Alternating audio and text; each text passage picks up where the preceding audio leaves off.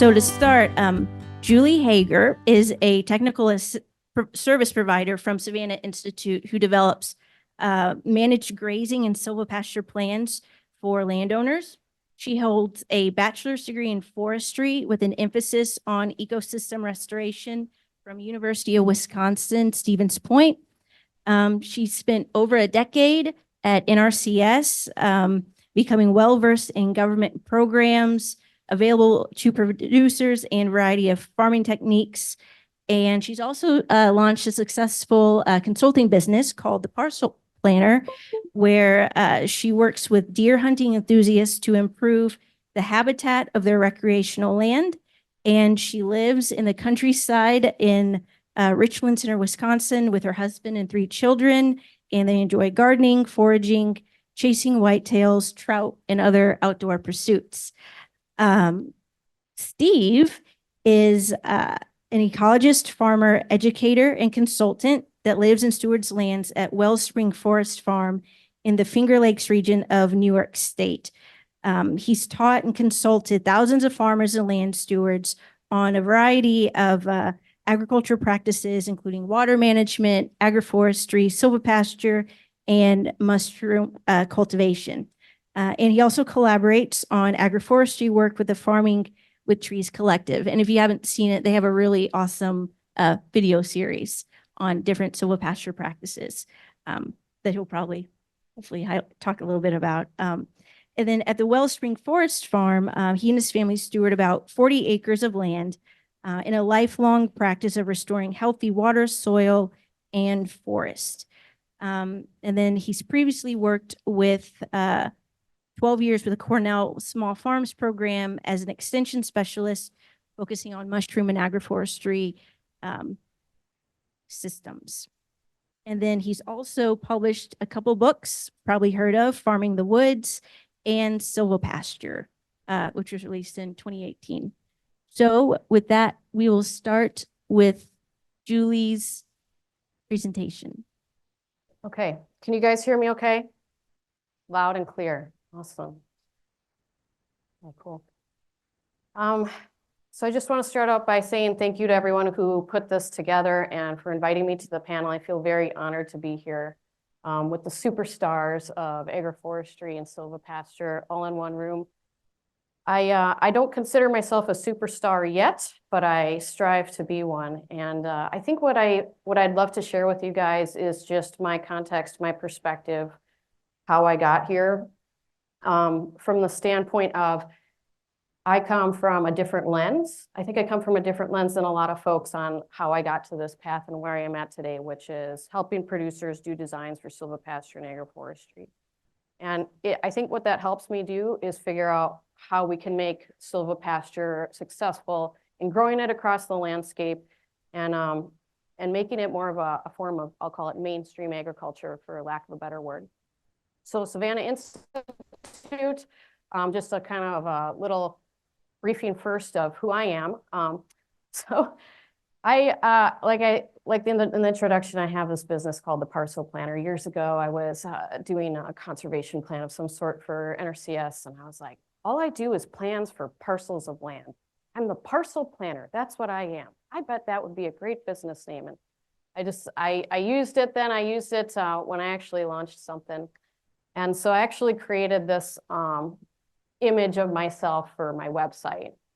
And so some of the things on here, all these things are true, but they're more in the context of advertising to an audience of folks who own land. They own land and they want to do something cool with it. They want to improve it for habitat for their particular goal, which is deer. And so that's more of my background originally, is doing habitat management and ecosystem restoration.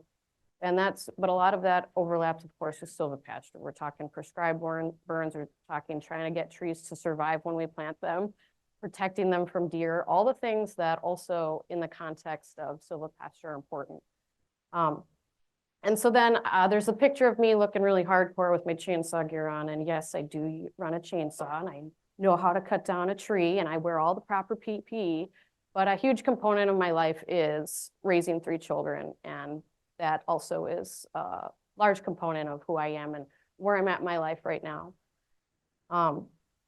So the Savannah Institute, they are, their main home is Madison, Wisconsin, but we're birthed in Illinois, and we cover several states in the Midwest, not covering Missouri. We're not counting you as a Midwestern state. You guys got your own thing going on. But what we offer is, we call it a technical service program.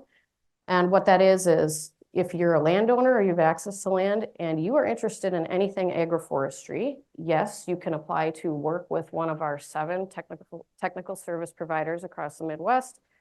The service is free. Most of our funding comes from grants. We're a nonprofit, so we're not charging for our consultations. And if you're the right fit for what we're trying to do, we will walk you through an entire design. We'll generate that design for you, and we'll also connect you with resources, the most common funding resources being NRCS, but also the Nature Conservancy's EAP program. And so we kind of just, we hold your hand and we run the whole gamut. And this is just a little diagram of, here's the process for how that would work. And so now I'm going to give you, I'm giving you a talk about Wisconsin silvopasture, snapshot. What do I see? This is where I want to just give you a little lesson, a little geography lesson to start out with the state of Wisconsin. So we've got the aerial imagery, and I look at maps all the time. I can look at aerial imagery and I kind of know what's going on. And you guys probably do too as well. But the dark imagery in Wisconsin, that's all forest. And there's always a reason. There's a reason it's forest. It's too cold, it's too rocky, it's too wet, it's too sandy, could not be cultivated. So anything on here that's dark green is woods, and it's dark green for a reason, because nobody could really make a go of it farming it. And then you have all sorts of hodgepodge pockets, okay? And when I think of where does silvopasture work in Wisconsin, where just is it naturally gonna fit? And we're talking silvopasture by addition, right? We're talking like planting trees in fields. That's a crazy notion. I really strongly look towards the southwest part of the state. And you can see the ridges and the valleys there. What that means is that farming is restricted by the topography in the landscape. It cannot grow out. Huge mega fields are not possible, which means people who want to cultivate and grow things on that land have to get creative. It also means that the prices of land are not going to go skyrocket high as quickly as they have elsewhere, where you have big open landscapes with the large farms and outbid the small guys. And just a little history in Wisconsin. You guys didn't know you're going to get a history and geography lesson for Wisconsin. But yes, we're known as a dairy state. I am not super well versed in exactly who all the settlers were and where they came from. But I'm fairly certain most of them came from places in Europe where they liked to have cows. And they came here and they're like, I'm going to do that same thing here because that's what I know. And so there were dairies everywhere. And they were on a small scale. And probably the numbers that people kept for cows were probably anywhere from 5 to 40. You know, that was very common up until probably like the 1950s. That's what the landscape was, and every single dot on here represents the numbers of cows in 1931. You can see it was distributed across the state, and you can also see that the northern part, there were hardly any, right? There's woods up there, so. Oh, my clicker's not going. Can you go to the next slide? And here's agriculture today. So not every dairy is 1,000 cows, and not every operation is 1,000 acres, but it's trending this way. If you have 1,000 cows, you're going to be over 1,000 animal units. You're going to be a CAFO farm, and that's more and more common. Next slide. So for about 10 years, I worked in the Green Bay area of Wisconsin, flatter landscape, historic settlers, everyone did dairy. And over time, it's progressed to something where this is the common scenario. And now your lesson is going to be, you guys are like, I came here for agroforestry. Why are you telling me about dairies? These systems have just produced mass efficiency. And so you've got a cow barn, you've got a heifer barn, you've got a young stock barn, you've got feed storage, you've got manure storage, you've got feed leachate treatment area. everything in one site for mass efficiency. And so if you're a farm like this, then next slide, please. Then over time, you're going to gobble up the land. And so here we have a relatively small geographic area, maybe a couple Huck 12 watersheds. And you can imagine if you're somebody who owns land in this area, the economics of this area, the context of this area is going to make it challenging to plant trees as a primary product. And it's not likely that if you're one of the operators of these large dairies, that's going to be your major focus. Next slide, please. And so here we have a slide. There's a dairy on the right, and then you can see I zoomed in. I said, oh my goodness, they're applying dairy manure. And I wanted to show this context. Land values skyrocket up, especially because hauling manure is the most expensive thing for that operation. Their largest expense is going to be feed and hauling manure. And so that means anything that's close to the farm, the land rent prices, $300, $400 an acre, maybe even more. Next slide, please. And because of the type of farming there, everything's big. It's big hay equipment, and there's lots of research on forages. Most of the universities are oriented towards doing research for this farming system. Next slide, please. And so I'm working with these big dairies in this context, and here's me out walking with a farmer, let's say, and here's the crazy idea that I have. But I don't think it's so crazy. Why not fence it off and graze cows? Because even in the context that I just showed you, there are still lots of gems. There are still lots of landowners and aspiring farmers where agroforestry, silvopasture makes sense. Next slide. So just to the north, you can see that dairy I showed you, and they're applying the manure. And I was telling you how expensive land is. And in this case, the pink rectangle, they went to managed grazing. They took it out of row crop. They went to managed grazing. In their context, it made sense. They have 80 acres. It doesn't make sense to go big and go home. It's not in the cards, and it doesn't fit their lifestyle. They want healthy soil. They want healthy livestock. They want to maintain that relationship to the land. Grazing fit for this individual, even though they could get a guaranteed income off leasing it to the neighbor or selling the feed to the neighbor. Next slide, please. But don't get too excited. Next slide. They already figured out a way to get shade. They don't need no stinking trees. So I think that that's not to say that in this context, they would not get excited about trees ever, and that wouldn't eventually make sense. But they have a mobile shade. They have everybody in the neighborhood who's going to make hay for them has huge equipment. Trees are going to get in the way. Next slide. And so I'm bumming you guys out. You're like, does silvopasture even fit? Like, what are we talking about? And click the button. Yes, it works. Next slide.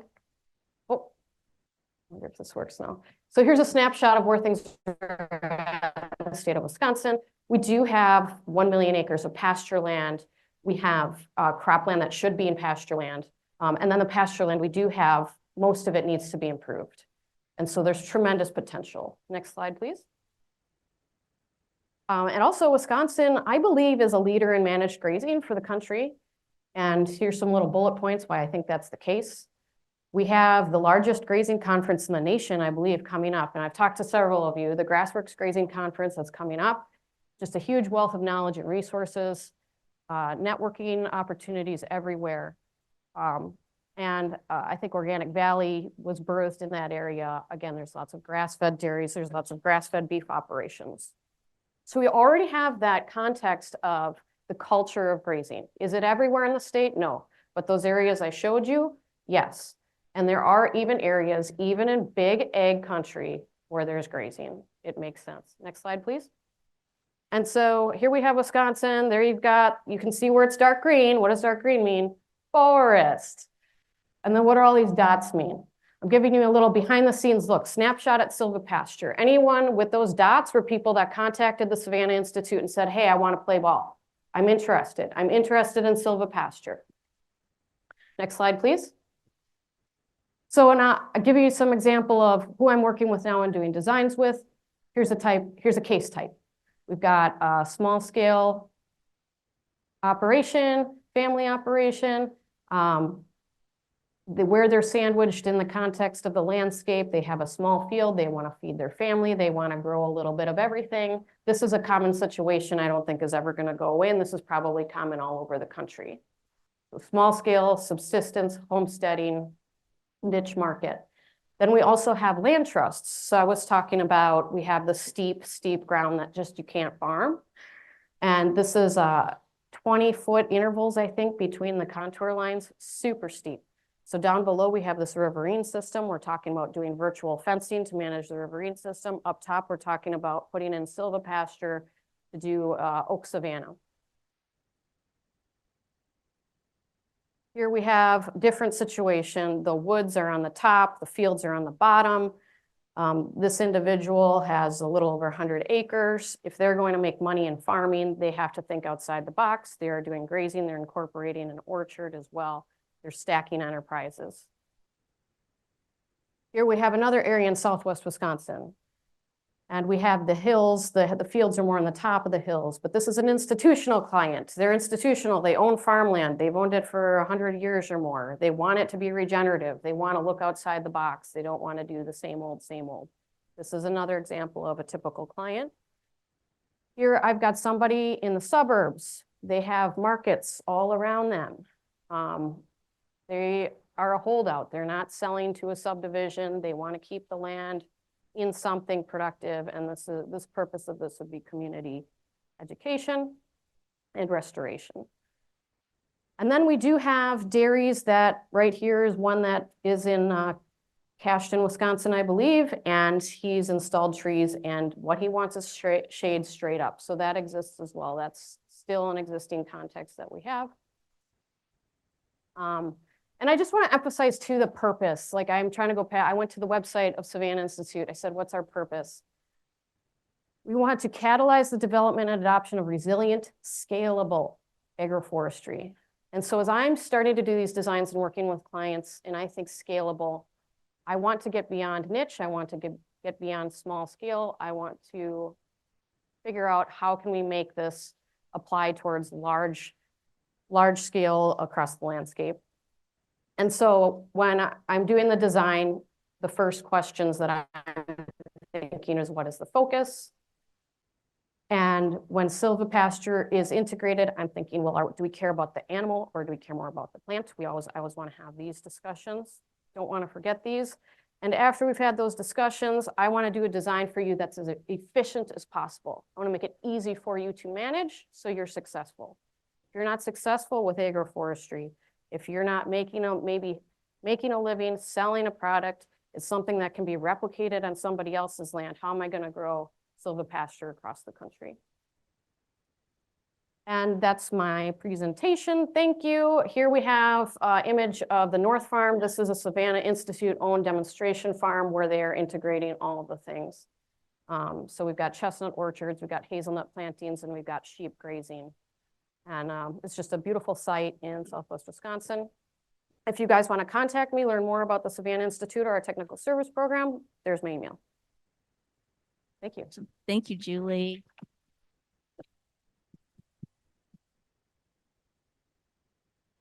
Well, so yeah, my name's Steve Gabriel. I'm coming from the Finger Lakes region, right in the middle of New York State, and happy to be here, see some folks in person. Have folks are online too. And I'm just going to share a few projects we've been working on in our region with silvopasture, some that are completed and some that are in the works. Our farm is actively experimenting with silvopasture, mostly with sheep. We've also had ducks and chickens in the past. And yeah, started to stretch out into other landscapes and other projects over time. And my relationship to adoption or being a technical service provider is both within the context of working at Cornell and helping a lot of beginning and aspiring farmers kind of explore what farming is writ large. And then agroforestry was a tiny bit of that. It came up, but there was definitely growing interest the whole time I was there. But I've seen the interest just kind of skyrocketed over the last, 10 years in our region. And it's similar to Wisconsin in the areas you talked about where we have a lot of varied terrain, and field cropping is marginal sometimes in terms of the returns. And so people are looking for other possibilities and other opportunities with that. So this is going to work. Where did you point it? What's the magic spots? Okay, go next. So I'll talk about 3 projects. One I worked on as a private consultant with a pastured organic poultry company that buys eggs and wanted to pilot a project with their farms. The farms they buy from, their independent farms they contract with. We'll talk about this video project and some of the Northeast case studies that we tried to compile and get a sense of who's doing silvopasture in the Northeast. And then I'll talk about a new grant that we're working on to build farmer skills in tree planting writ large, but definitely silvopasture being a big interest among that. Okay, oh, I worked that time. So I was contacted as a consultant for this pilot project. It was kind of out of the blue, and it was with farmers within an hour drive of me who are mostly in the Mennonite community and who are contracting with a company called Handsome Brook Farms. They sell a lot of their eggs at Costco and other places around the Northeast, and kind of serve a lot of New York City and that sort of area. And they contacted me because these are all certified organic pastured poultry operations. So there's a requirement for a certain amount of acreage and pasture that the birds have access to. But just because you give them access does not mean they go, party all over the pasture. They're mostly staying around the barns. And so Handsome Brook was really interested in, could trees help get them further out into the pasture, provide other benefits? What would it look like to subsidize a program for farmers in their contracted work to add trees into pasture? Would that fly? And so it was great because we opened up with just sort of we don't know, let's try it out, let's see. So we visited 12 farms and had a lot of conversations with different growers, got a sense of their perceptions of trees, if they were even interested. Some of them were really just very clear where they were not interested, and we were not there to push that on them by any means. And then some that I couldn't even leave the farm because they were so excited to just keep talking about trees and kind of nerding out on all this stuff. So we ended up working and selecting 4 sites that seemed sort of ready from our analysis, and did the design and implementation. I was reluctantly sort of dragged into the implementation because all my work's been in design and planning and support from that end. And it came time to plant the trees, and they said, well, we really need somebody to plant the trees. Is there a contractor we can call, like a landscaping company? And I was like, no, that doesn't exist. It doesn't exist in New York State. It doesn't exist in our region. So who's going to put the trees in? They kind of twisted my arm to do it, honestly. I had to scrap together a crew of folks and sort of go at it. And one of the reasons I was interested, though, was to look at what was the experience like, what were the costs, what were the challenges of doing this. So I was kind of willing to take that on and treat it as a bit of a research project, which was more my excitement. So I think things to emphasize that, it'll be said time and time again. It's already been said several times today. Agroforestry and silvopasture in particular is very context and site, and I would say very farmer specific. And the conversations that I had, the relationships that were built out of those conversations took a lot of time. And that's often time that people don't want to compensate for or pay for. They're like, why are you spending so much time talking to these folks? Let's just get this project done.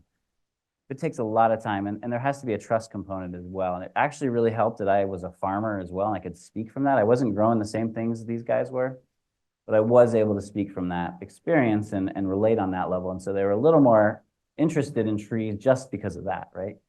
So who talks and how they talk and the time we spend, I think, is really, really critical to this. Next.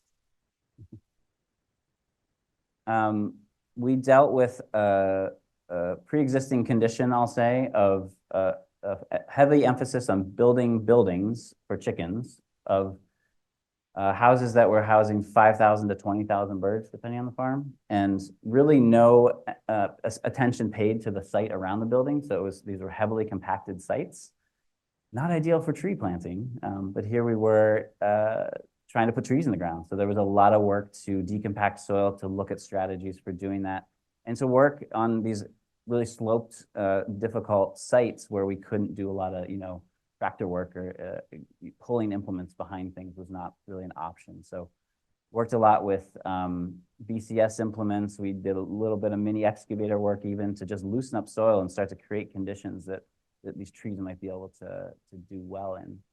We also dealt with the inevitable variability that we're experiencing with weather and climate. So the reliable sense of what spring and what fall is, especially in our climate, is no more. And so really challenged to figure out what that looks like, and had some, every year had, either the driest year or the wettest year sort of on record. We're kind of flip-flopping back and forth in our region right now, and that can be good or bad for actually establishing trees in this context.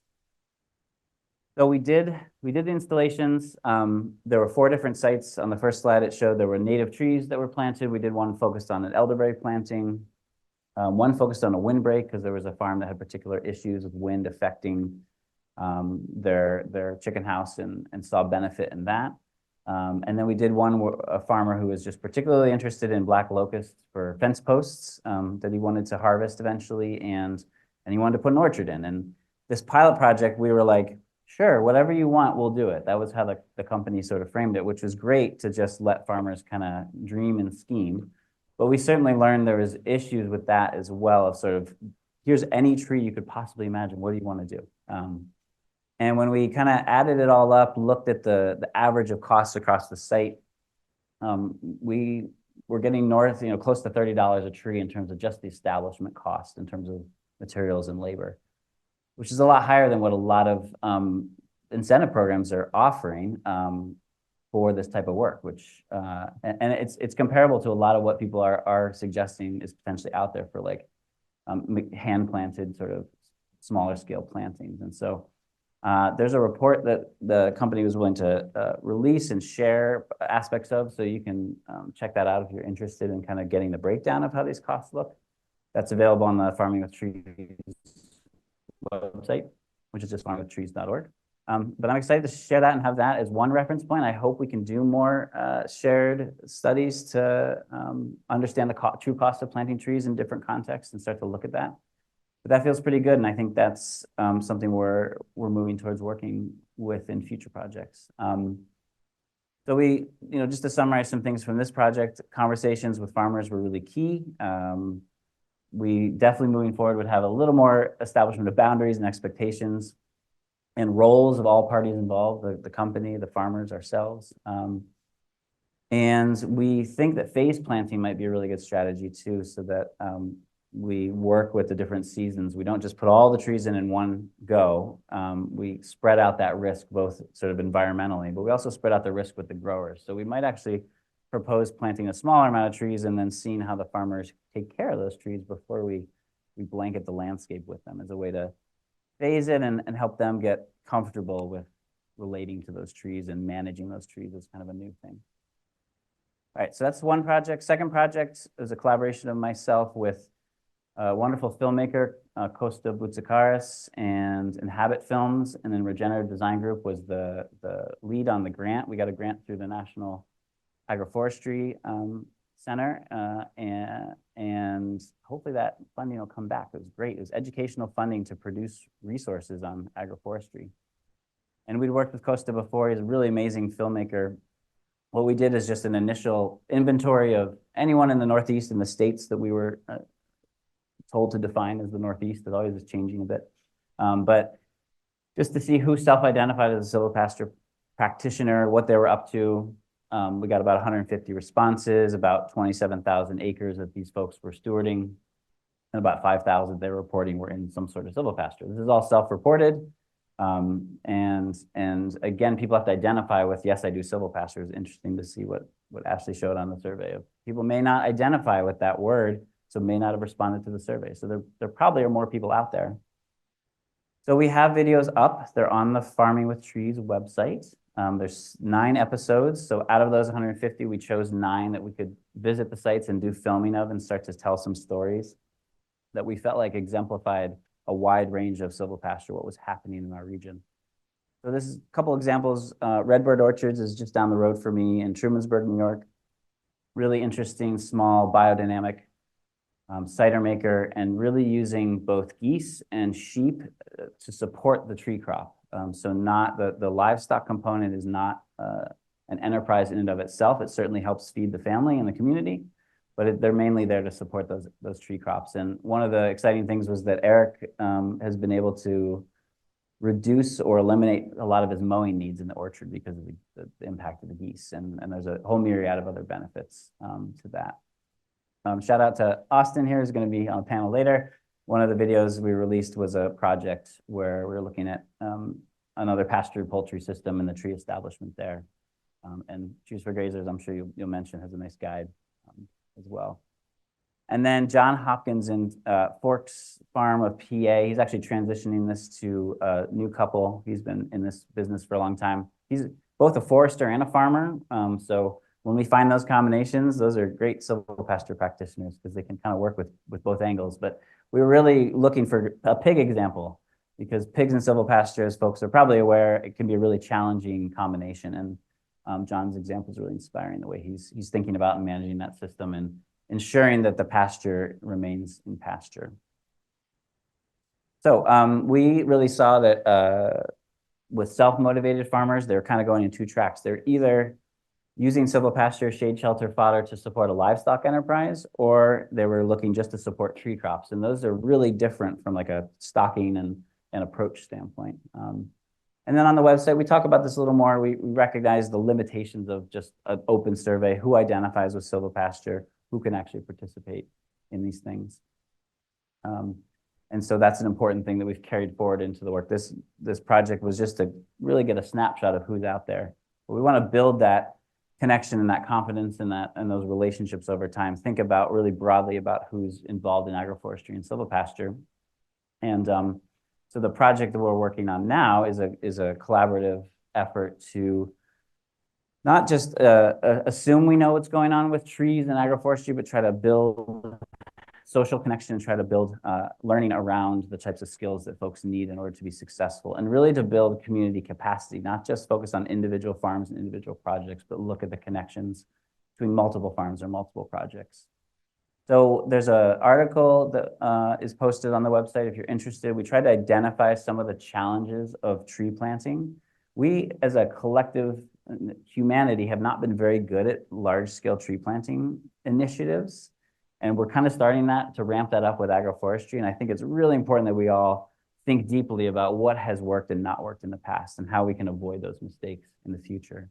This article is trying to summarize some of that and look at that. And what our project team is really looking to do with this grant is work with solutions. And what we're drawing upon is a lot of community-based organizing, participatory actions, popular education, just different strategies to work on the social aspect of this as well as sort of the technical aspect of it. So what does it look like for a community to make decisions about what types of trees they're interested in and how they can build capacity around like nursery production in order to grow their own trees, because we have a shortage of trees out there for agroforestry. And also it can be really empowering to just start in the nursery and actually be growing the trees that you're interested in. It also is a cost-saving mechanism.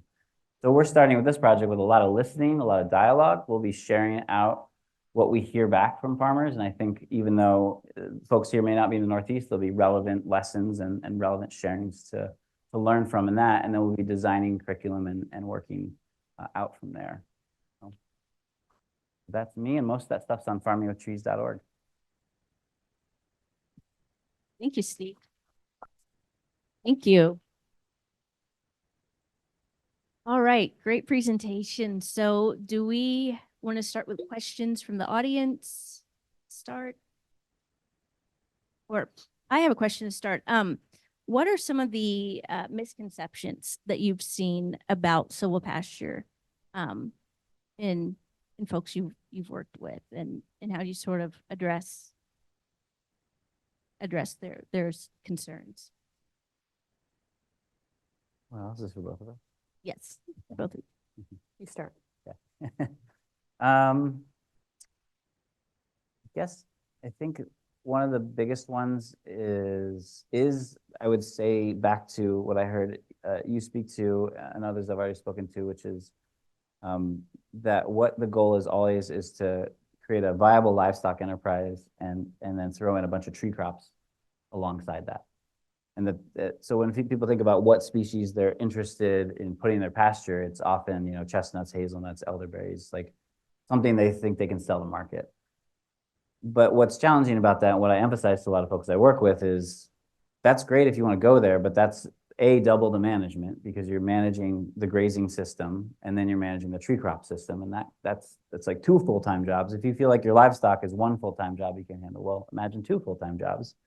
And then if you're really trying to manage that tree crop, the livestock stocking or the timing of that livestock coming into those tree crop systems may or may not align with your grazing plan. So do you have extra land that's just in an open pasture or silvopasture that's just for silvopasture's sake with non-crop trees that you can move the animals through? Because you may not always want to put or be able to put them in with a tree crop, for instance, around a harvest window and issues like that. So I think that's one of the main things. And I like to hype up like willow and poplar and other easy to grow, fast growing trees, and really encourage folks to think about sort of the benefits of those potential trees, and also to start those off maybe successionally that leads us towards healthier pasture systems, and then we can integrate more tree crops in. And maybe there's a successional plan here with how we, put species in the ground.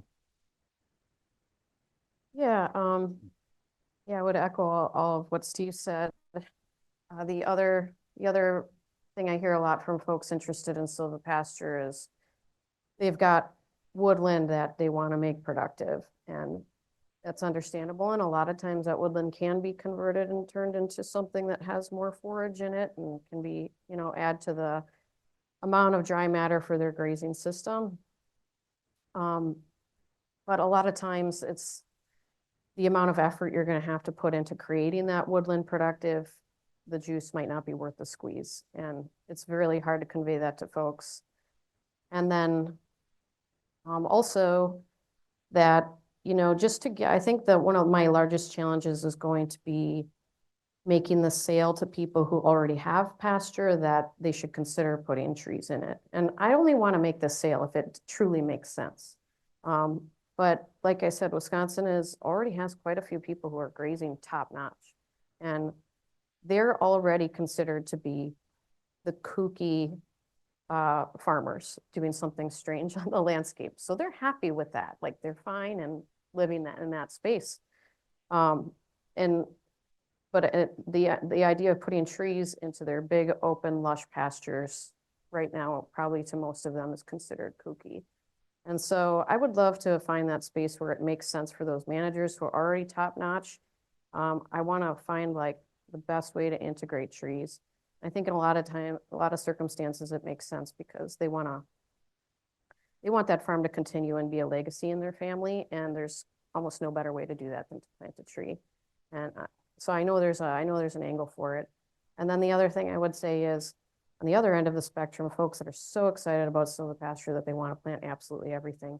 So just again, echoing what Steve said, is trying to hone in on getting started and what really makes sense, and that planting everything isn't necessarily better, and it can be done in stages. You talked a little bit about like a culture of grazing up in Wisconsin with grazier networks and everything. For areas where maybe that's not the culture and those networks don't exist, who do you think some of like the key stakeholders or programs to help kind of facilitate grower connections on the ground? Yeah, there's already, there are already a lot of resources. I would say almost every area of the state is already covered by some kind of group or network that wants to be supportive for folks that want to convert to grazing.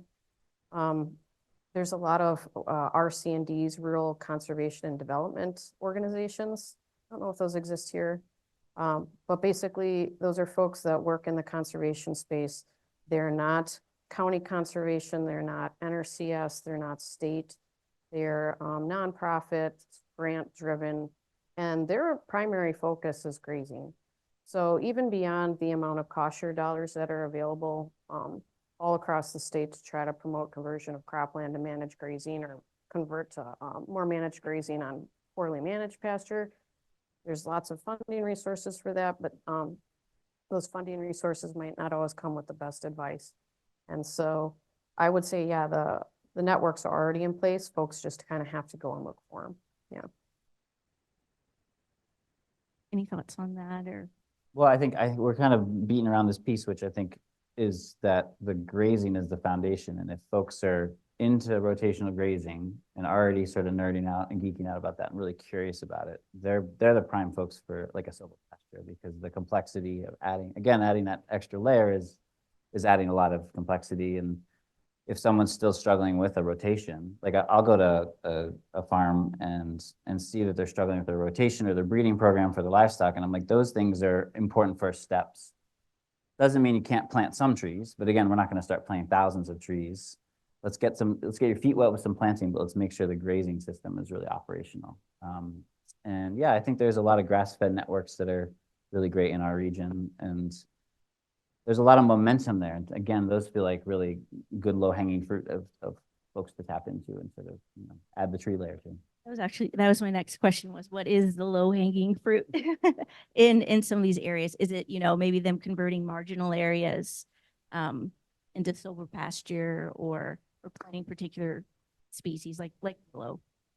Yeah, I mean, I always encourage folks to, if they're converting woodland or adding trees to pasture, to look at the most problematic spots on their farm first.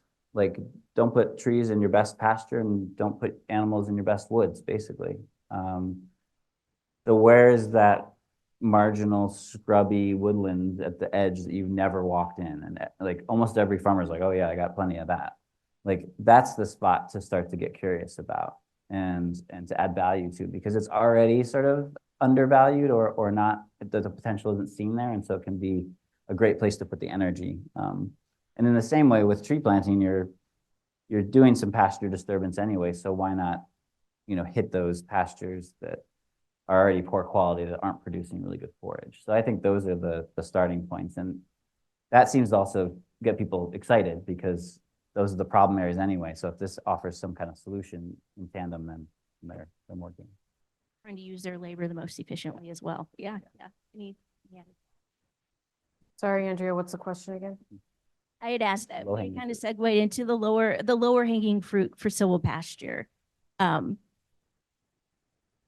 If it's like converting marginal areas and.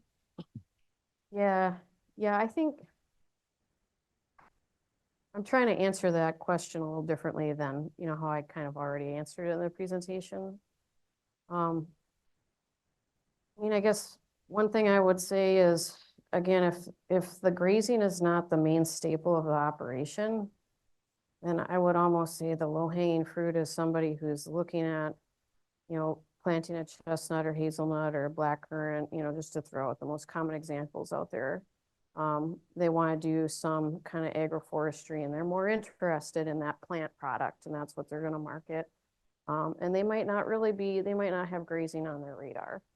And that's where I would, that's another low-hanging fruit, I guess, because there is plenty of interest in that as well. And there's certainly brilliant ways to integrate livestock into those systems that folks aren't thinking about. I have a question. I would like to know, what are your thoughts on the role of technology to facilitate the adoption of these practices? Like it's something happening today, or is something like it's more in the long term, this side of technology to facilitate adoption? Is there specific technology you're thinking of? Just curious. Like specific types of technology, or just For generally? example, the virtual fencing, for example, that could be a specific technology that I know, Yeah. but I don't know if you are using or you are aware of other technologies being used these days. Oh, one thing that pops into mind is the livestock cropper, I think it's called. There's a gentleman in Iowa, and he's straight up row crop, but he gets integrating livestock is a good thing for soil health. It's so hard, when you come from a landscape where the land prices are so high and you're entirely set up, all your machinery, you run huge acreage and everything's set up for corn and beans, but livestock is good. Like, it's tough, and I sympathize. So, he's gotten creative, and in his workshop, and his name is escaping me, but he sort of created this unit that can run between rows of crops, and like the sheep and the pigs, and they'll eat a purposefully planted cover crop cocktail mix. And I got kind of excited about that in the context of running a similar unit. It's a tractor is what it is, but for larger livestock to run between rows. If something like that could be if the cost could make sense in an agroforestry system, it could really help for those folks where, again, their primary focus is, I want to grow this shrub to produce the most nuts possible or fruit possible, and that's what I need to focus on.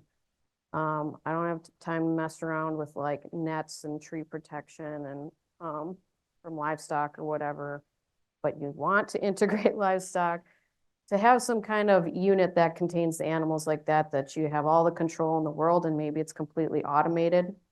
In this case, this livestock cropper, it has solar panels and it's motorized, and it will just automatically move slowly through the row throughout the day. So it's not created to work in an agroforestry system, but I just think one day it would be cool if something like that existed, and I think there's real potential.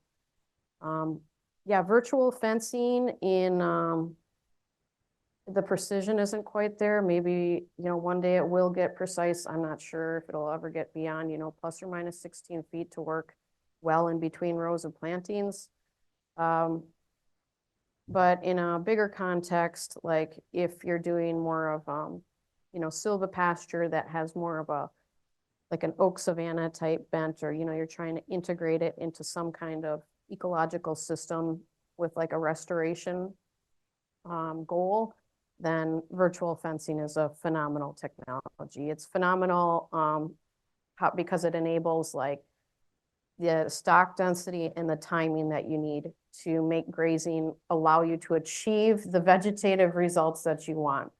And in most grazing systems, that's always the problem, is like the livestock weren't moved at the right time, in the right place, at the right density. That's all. That's like the only problem with why grazing doesn't work. And so if you essentially can do virtual collars where it's almost impossible to fail at that, your grazing operation is going to be phenomenal, and you can control what happens with your vegetation. We have more questions from auditor. Thank you. So the adoption potential of silvopasture is many, many tens of millions of acres, right? We're not quite there yet. What do you see some key limiting factors to much greater levels of adoption? I think a lot of the SARE-funded project we're trying to do now is really coming back to some of the fundamentals, because what I've found is that, like, you get a group of farmers together, or just folks that I have a piece of land, I'm trying to figure out what to do. Everybody's like, I know how to plant a tree. You just stick it in the ground. And then I've walked people through the steps, and we've talked through all the details, and people are like, oh, wow, I learned 10 things I didn't know. Ooh, I really screwed up on this and this and this, like, which is fine to learn and mess up, right? But I think the fundamentals are a piece that's really important to not forget in the let's scheme and dream about these systems, is like, make sure everyone's on that same page.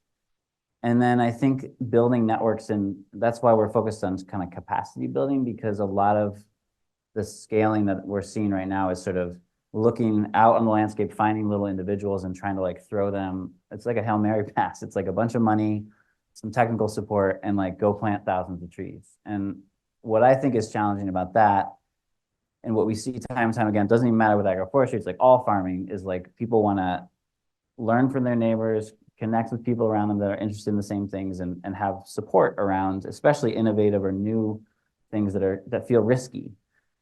So being able to, start with networks or connections that are already existing and build out from there is one area we're trying to focus efforts on. And so what does it look like to build that social fabric into the actual tree planting practice? And I'm really inspired by by small scale nurseries as a tool for that. And a nursery owner near me and a author, Akiva Silva, wrote a book called The Power of Trees. And one of the things that's really inspiring in that book is he's like, I've gotten all the plant material that I grow in my nursery, like from the ditch on the side of the road, or from this mulberry tree that I've been driving by for 10 years that drops just amazing fruit time and time again. Like the idea that there's a lot of wealth in the landscape around us, and we might be missing it because we're like looking at Google for information about trees, that's really exciting to me. And when people start talking about like the trees they like in their landscape and the places they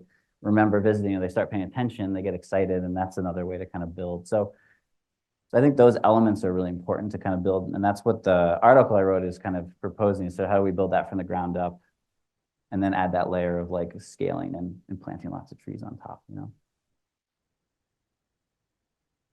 Yeah, plant material. That's something that concerns me with every design and plan I've done so far. There's, the layout, you can kind of learn the rules of the layout and how to do it, where it's like, okay, that won't be too shaded out, we'll have enough space for machinery, and we'll be able to harvest stuff, and you hit all those markers, you have your checklist. And then it's like, oh crap, where do we find the right varieties and the right stock? And I just keep hearing over and over again, there's not enough of it. And, we're still trying to put together a source of well-vetted nurseries, which is a very difficult task to do. So that's one thing, is just, you want to make sure that what they're going to plant, and you say, oh, in 10 years, it'll manifest into something miraculous. It's going to be great. But if, they went to maybe just the nursery down the road and, hey, it says it's a honey locust, we should be good to go. And then all of a sudden it's full of thorns, right? Like, what's just going to be, it'll be bad PR. And of course, the worst thing about it is that person might fail.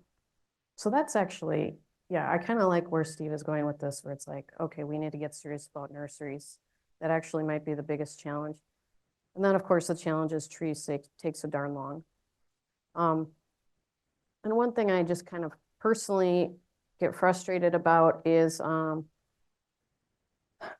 feel like there needs to be a hard conversation about the value systems of the people participating in the space and what the goals are of what we're trying to do. And what I mean by that is some trees and shrubs in the conservation space, people are like blacklisting, but they are like a beautiful species for an agricultural product. And so we're limiting what people can do. I mean, there's a certain species that almost guaranteed you will be successful with. The profit model, it's like, okay, it's there. You plant this tree, within 10 years, you're gonna have this woody product that you can like sell and make money on. Here's all the numbers, good to go. And it's completely blacklisted and banned by some of the programs that would help fund the installation. And I'm not sure that I have a strong feeling whether that's right or wrong, but I think that if what we're trying to do is take a huge acreage that is not in sustainable regenerative use and transform it into something that's more sustainable and regenerative, then I would like the space to have a hard conversation about, okay, if that's what we're trying to do, like, then we need to be serious about it. We can't necessarily please all the players in the space. And yeah, that's basically it. I hate to limit folks on their potential to be successful based on maybe the value system or the goal set of another entity. Was just to jump in with a question from the folks online to make sure they're in this space too, was a question about what cost share programs or other state, federal funding grants are helping to support these practices. And maybe you can also speak to the limitations of some of those. And I just as a nod to the resource share spreadsheet that we have online that we'll get the link up to right after this. Some of those programs are already listed there. Folks are adding a lot of great resource links in the chat online too. So please, as a reminder, use that resource share space to add those too. So either of you want to plug your cost share programs or what folks are using in your region? I'll just say, one of the challenges is it all depends, like what I tell farmers is that, do you know about NRCS? Have you talked to your NRCS agent? But you got to build a relationship with that person and see if they're curious and game for agroforestry or not, because they may not be. A lot of state funding in New York is available through our soil and water districts, and those folks may or may not be interested and or willing to engage with agroforestry. So those are the most common starting places, but it becomes tricky when I hear about folks who don't have access to those funds because of one or two people who have a certain feeling about, this practice or that practice. So I think that's a place to start, but it's always kind of just hey, get to know this person, see if there's possibility here. What does that look like? The second would be, are there TSPs registered with NRCS who can help you navigate that system? And we have some really wonderful ones in New York that are like, here's how to crack the code of moving through this paperwork, and let me work with this. I have a good relationship with this agent or this agent. Let me help you do this. And that's the second piece, because it's really overwhelming for a lot of farmers to try to wade through that on their own. I think they need support. So if that's the way we're going to continue to have a lot of funding available, then we need to figure out ways to provide support for the farmers to access it. Because I'm not sure what's like in other states, but in New York, there's more money sitting both in the soil and water state funding and the federal funding through NRCS than can be spent right now. And they want to put it both towards agroforestry, but there's this big bottleneck in between. So I encourage us to continue to have that conversation, figure out how to open up those bottlenecks. I'm excited about the Nature Conservancy initiative, if you're not familiar with, that's happening, and the cost share was similar to what I mentioned of the price of trees, like $30 a tree, and then an annual payment per acre to help manage. We'll see how that shakes out, but that's great to see. People should apply to that and see how that unrolls. And I think we need other mechanisms too. I think one of our when we were looking at the challenges was the flow of funds is often coming from top down, and then it gets at some agency or institutional level, and then it's just hard for the farmers to access that. And so the question is, are there mechanisms to create a freer flow of funds to the farms, to put trust in the farmers that they can handle the money, because sometimes it's assumed they don't know what to do with it, and just to make that flow better. And so we're really asking questions about how to change that a little bit too. So the NRCS is obvious. The EAP program, so expanding agroforestry through the Nature Conservancy, I think is a phenomenal opportunity. I worked with NRCS for 10 years. I'm very supportive of those programs, and I think most people should at least try to participate. And experiences vary, but all in all, I've seen a lot of success, especially installing managed grazing systems. Just phenomenal opportunity to essentially get a grant to start a business is the way I look at it. But the EAP program for planting trees, oh my goodness, comparatively to NRCS stuff, like right now it's looking really great. What I would say in terms of like which program you pick, in some ways I would say is not quite as important as who you're working with that's helping you navigate those programs. And so if you have the opportunity to network and ask around, even if it's just like through Facebook forums or something, like you're looking for a particular agent, a lot of it comes down to their personality. And if they're also passionate about what you're trying to do or want to be helpful, it's kind of like, if you're looking for a doctor, you ask around like, well, who's a good doctor, because basically it's going to be, well, who's nice and listens to you? And that's the same in this space, right? So I just ask around. You don't necessarily have to work with your NRCS, or maybe there's a county conservation agent that could also help you navigate things, and they have their own set of funds that they get from the state that you might not even be aware of.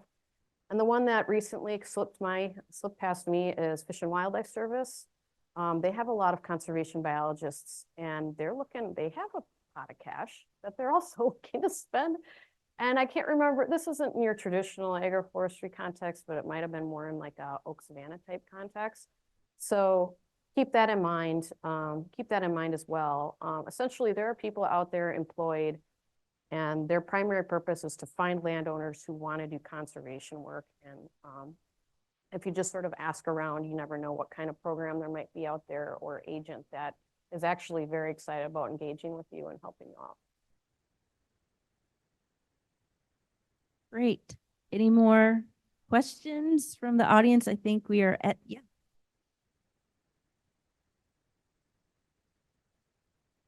Real briefly, is there a shortage of people applying to these programs, would you say? Or as Steve mentioned, was it mainly just the fact of getting through the program that's been difficult?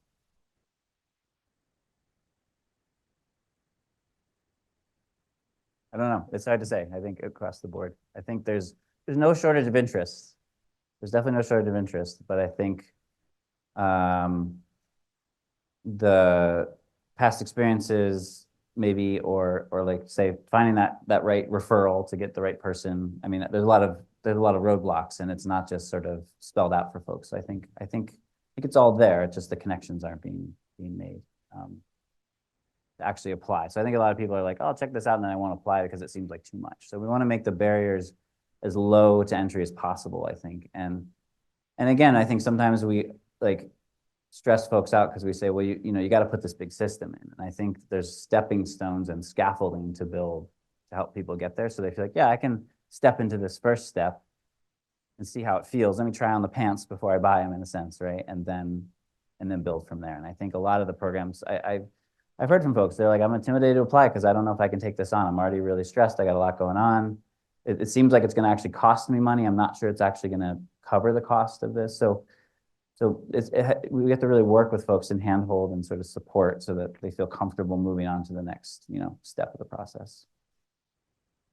Just speaking briefly, and other growers I've spoken with in elderberry in particular, it's the paperwork, or in the past they have felt maybe burned by a certain government program, so they don't feel like tackling that or going through that again.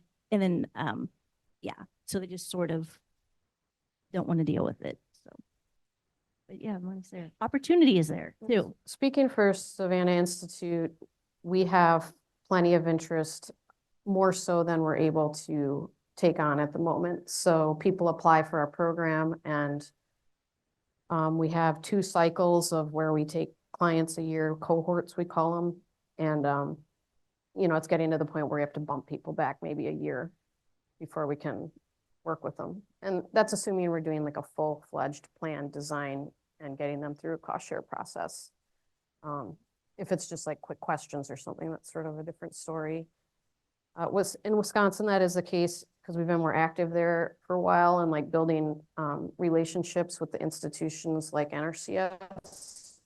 And so essentially we have a relationship with NRCS where if somebody funnels through them and is like, I want to do something agroforestry related, we've had enough conversations with NRCS folks that they understand we exist, and they understand like, oh, you're interested in this? I don't know a lot about it, but instead of just like writing you off or not really helping you, I'll send you to the Savannah Institute people.